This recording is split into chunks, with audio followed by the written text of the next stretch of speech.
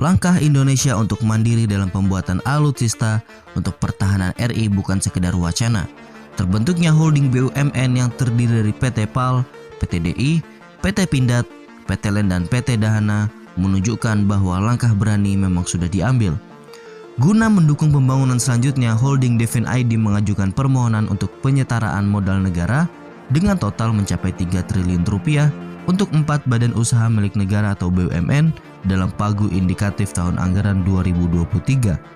Melansir dari Defense Studies, Direktur Utama PT LEN Industri, Bobi Rashidin mengatakan pengajuan PMN atau penguatan modal investasi ini untuk meningkatkan kapasitas produksi dan penguasaan teknologi, holding Devin ID dan juga untuk mendukung modernisasi serta pemenuhan essential force 100% pada tahun 2024 mendatang.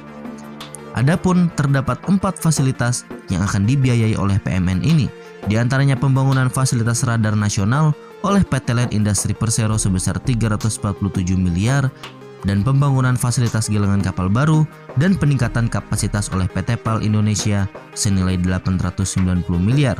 Kemudian ada peningkatan kapasitas produksi pesawat N219, CN235 dan revitalisasi fasilitas pendukung produksi 900 miliar oleh PT DI, peningkatan kapasitas produksi munisi kaliber kecil, sedang dan besar, modernisasi lini produksi juga serta untuk medium tank dan rampur mencapai 843 miliar oleh PT Pindad. Bobi menjelaskan latar belakang usulan PMN tersebut adalah untuk memperkuat stabilitas politik hukum dan HAM, percepatan modernisasi alat utama sistem senjata TNI, dan peningkatan kontribusi industri pertahanan dalam negeri.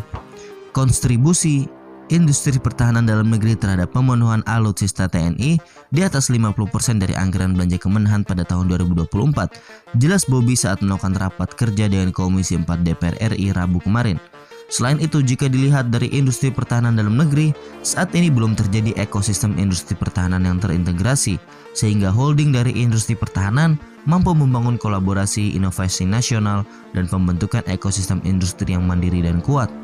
Kemudian penguatan modal investasi juga dibutuhkan karena industri pertahanan diperkirakan akan menyumbang 5,8 sampai 5,9% produk domestik bruto pada tahun 2023, serta perlunya meningkatkan fasilitas produksi dan penguasaan teknologi. Bukan perkara mudah bagi Indonesia untuk mewujudkan semua mimpi membangun alutsista di dalam negeri. Dukungan PMN ini sangat penting karena melihat perusahaan pertahanan serupa di luar negeri, industri kita masih belum semaju mereka.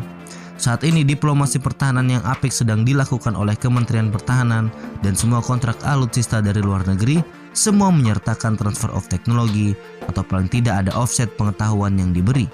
Ini semua tentu akan melibatkan perusahaan dalam negeri. Jika kita tidak siapkan industri kita, maka bagaimana mungkin kita bisa menerima pengetahuan dari mereka? Nah, bagaimana menurut kalian menanggapi berita ini? Silahkan komentar kalian di bawah.